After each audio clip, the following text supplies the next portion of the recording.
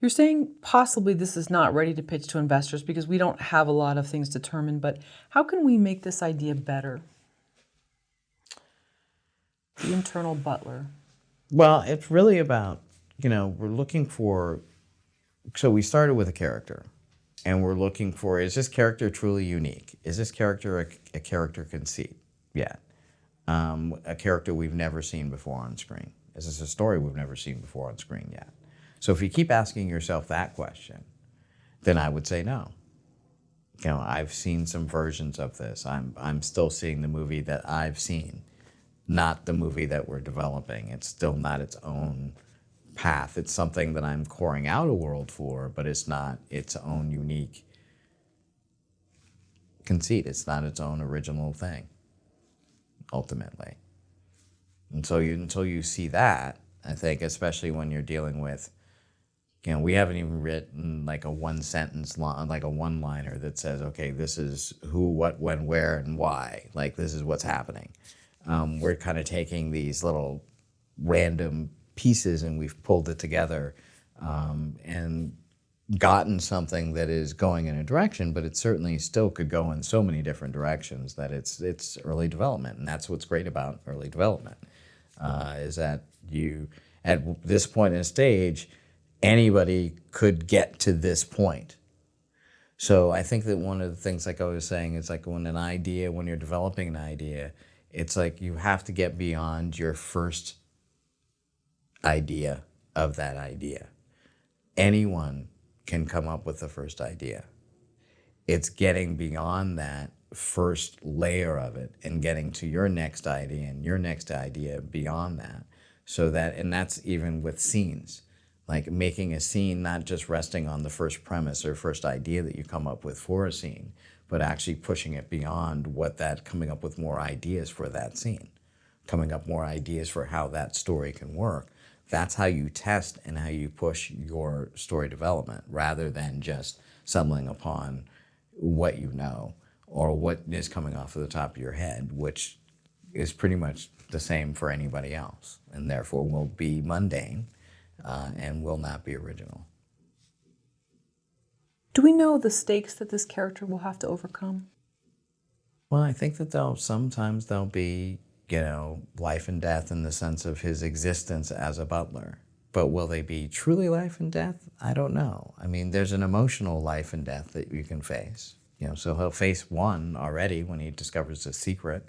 And if he does have to stand up and, go like Mad Max and protect a whole village of people, we never know. So, he could... we haven't figured out where he's wandering the earth to yet. He could be Lord of Flies in it. So, I mean, it could go any direction. But that would give you the opportunity to give him stakes, maybe just like we were talking about, like him being the superhero almost type of sidekick. Well, it's like, that now the youngest son had to go to war and he went with him. I mean, it could be all kinds of stuff and protecting him. I could come up with all kinds of life or death types of things. But I think as long as it's a spiritual life or death, it will have that kind of stakes going on. And I think that's important, especially for indie dramas, that there's a kind of that arc of there's a rebirth or death or phoenix or relife type of thing.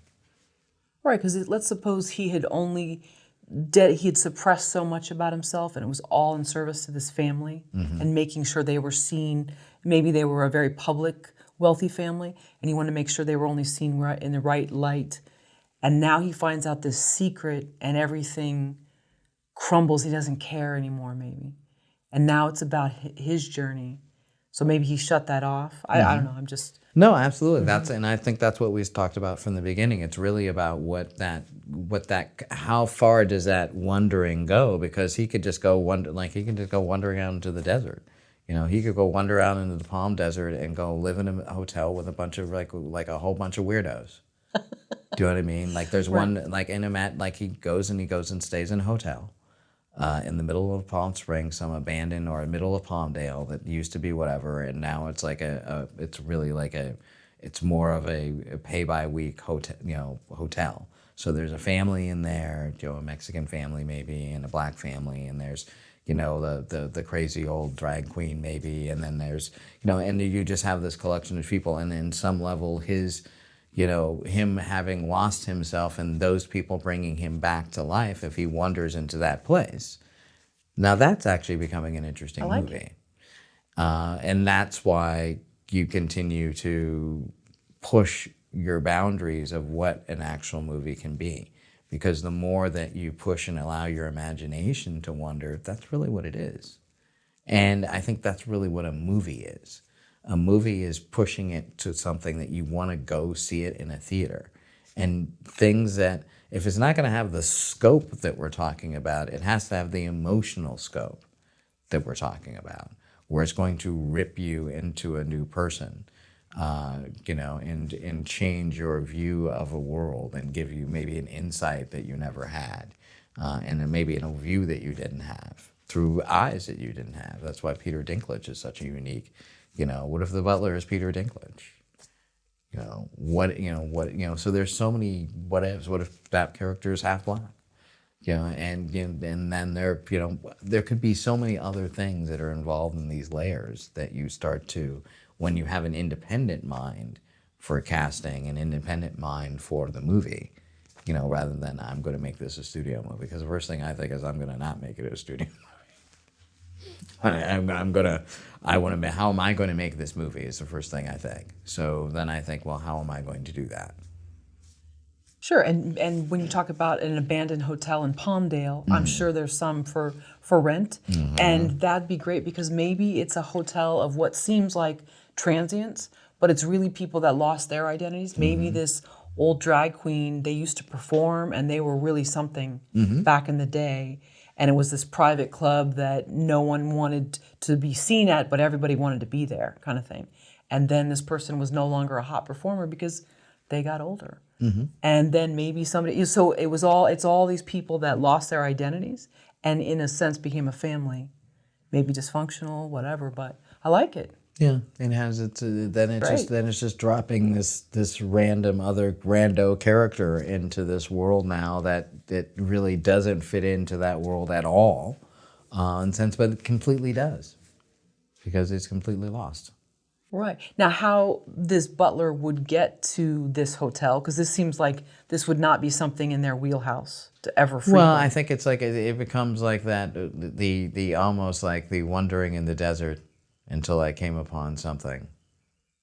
If I'm getting really artsy at that moment, that he goes into this, he wandered, he literally just wandered. He just strips off his clothes literally and wanders out into the desert, and that's where the first place he is found.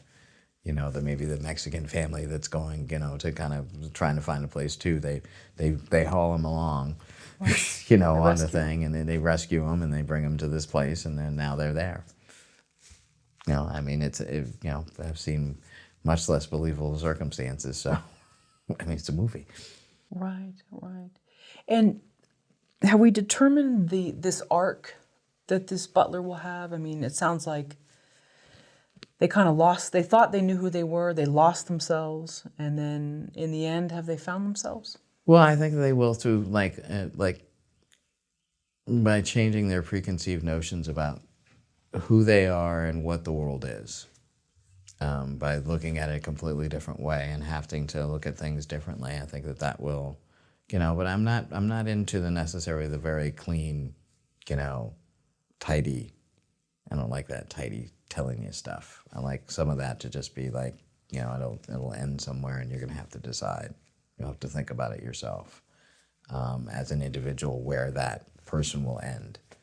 I like those, by the way, because I think it gets like a good book. It's like it gives you that thing, but it gives you something to think about, and for you to decide.